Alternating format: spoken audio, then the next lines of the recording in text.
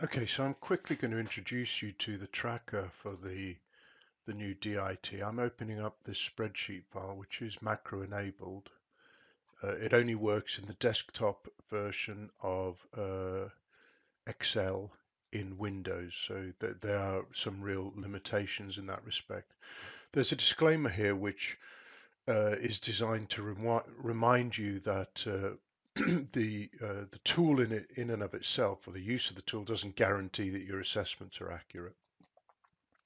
Quite standard stuff, I think, really. When you get the tool and you look at it for the very first time, you have a primarily blank canvas to work with, and we are limited to supplying or limited to supporting 30 students per worksheet. If you have a class of 45, you would need two worksheets, and you'd name one Class A and one Class B, for example. You're free to enter into this field the name of your student, and you can cut and paste a list of students from other applications. And in a minute, we'll look at a more complete version of this, but I just want you to get started to see how it all works. Here are captured the marks for the various tasks for component one. Here are captured the tasks, the marks which you've assessed for the various tasks in component 2. In order to look at the assessment grid for your student for component 1, you click on this button here on the left. When you do that, you come into a presentation which is like this. You've got the student's name here. Your registration number for the student has not yet been entered, so we can look at yeah, let's look at how we do that. We're going to go straight back to the records. There's no data in there, so do you want to save 0? These marks don't have a number. Yes, so we're all 0 here. If this candidate number was 7892, for example, and then we come into component 1, you see 7892 is captured up there. So the idea here is that the mark grid is presented for you in a form such as this, so that you can look at a trait, and if you double click that cell, it will highlight. And as you go through the traits for the task 1A, marking Mr. Brady's work, and you end up with a pattern that looks like this, you may decide that that mark should be a 7. You may decide that it should be an 8. Training will be provided to help how you go about doing this. The number that you put in here, though, is the number that will be carried through. If you look at the top of the sheet, you see now that out of 60, the student now has a mark for task 1A of 7. You've highlighted on here and captured the pattern that you think reflects the standard of the work on a trait by trait basis for task 1A. You can give feedback. I found your document called My Dog, which had useful content in it. Now, strange comment that I've put there for this particular student, but I'm doing double duty here in terms of giving feedback to the student, as well as creating a signposting as to where the evidence was, because it's digital evidence for DIT that enabled me to come up with the assessment. So you can move down, double click, double click, double click, maybe 7 here. Let's just fly through this quickly, maybe 7 there. Maybe in this particular task the student did less good, and maybe we'll give that a 3. And then here you can end up with strange patterns, and it is something that training will be required for, to help you to figure out what number you would put in for a pattern that looks like that. The way that the traits are laid out, they don't necessarily have equal weighting, so you may decide that the first trait in this particular three is more valuable than the other two, in which case it could pull up the number to 5. If it were equally balanced, that number might be 3 or 4. So let's put 4 in for now, and then you go to the records. So what you see now is for your student, for component 1, 28 out of 60, 47%. There's nothing yet for component 2. Works exactly the same way when you go to component 2. We're now in component 2, 0 out of 60. Same thing. Double click the cell to identify the pattern of your judgment in terms of the traits. I'm going to give this 4. As you go through this, if you decide to go back to records, one task has no marks entered, so that's fair enough. And you can see here that only task 1. So this tool can be used. In this example here, I entered marks for all 4 tasks. If you're doing tasks at different times and you capture the data for task 1, that's perfectly fine.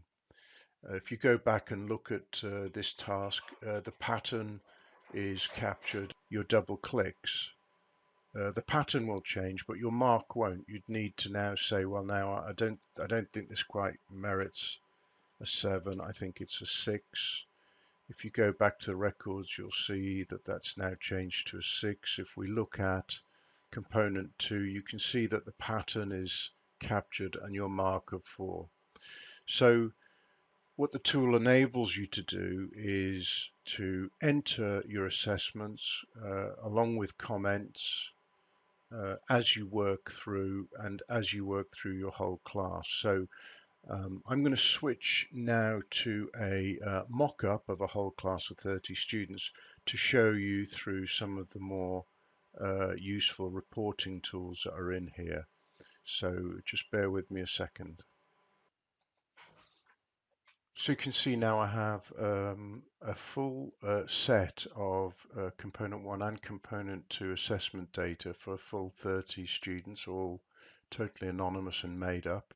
I can go in and look at any of the assessment sheets that I want. The most useful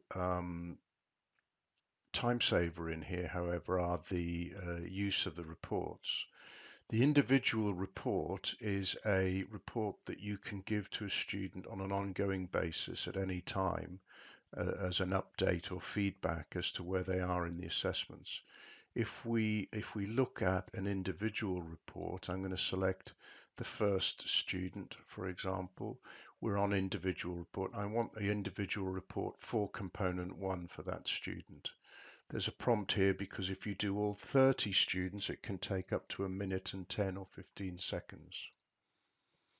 So if we look now into the folder where the tracker sits, you can now see that there's a PDF for component 1 for that first student. If we open that up here, we'll have a quick look at it.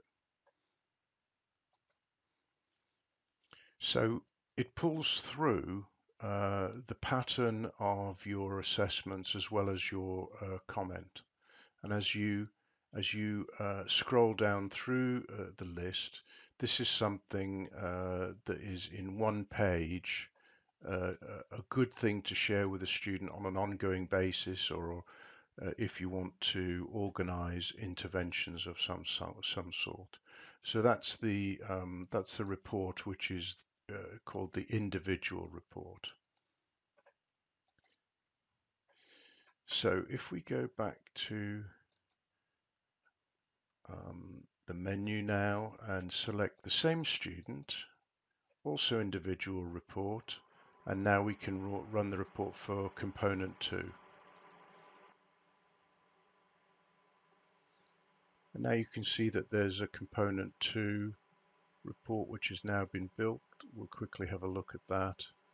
And in the same way, it's a capture of the current status. You may not have assessed all of the tasks, you may be halfway through, or you may have done them all and you want feedback to enable them to do a resubmission. Reports. If I now look at the assessment record report, these are the reports that are required by the awarding organisation. There are some details that need to go into that, so that's what this this button here is for, prepare forms. So in here you can insert the name of your center, the center number. You as a teacher can put your name in here.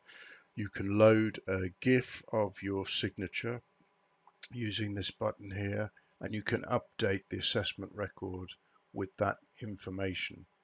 And the benefit of doing that is you will see here, if we select the same student again, and this time we're on assessment record report, and we'll run report 2.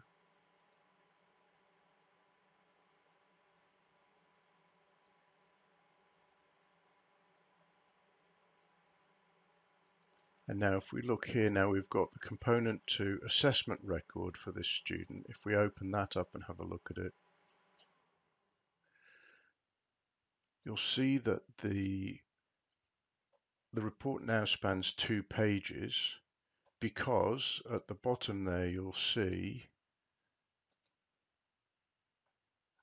that as well as capturing the last couple of tasks, your assessments, your comments and your numbers, it also has the assessor declaration. Here's where the GIF has been dropped in. The name of the student is there ready for the candidate signature and date. So this is all of the authentication that's required by the center. It also, the center or the moderator requires center name, center number, candidate number. So all of that is captured automatically for you by the tool.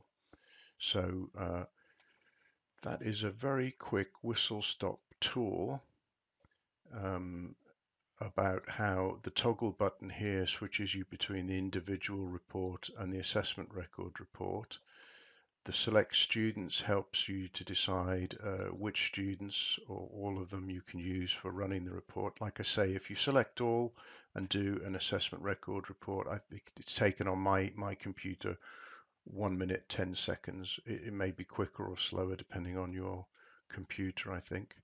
Um, Importing data is what you use if I'm going to cancel that. Import data is what you use if a new version of the sheet comes out and you don't want to hand type in all of your assessment data again. It will pull in the data from the previous version. Reset all data is useful if you want to completely clear the spreadsheet and have it set up exactly as it was when you first got it. That might be useful for starting with a new class or something. So that's a quick run through on the use of the tracker.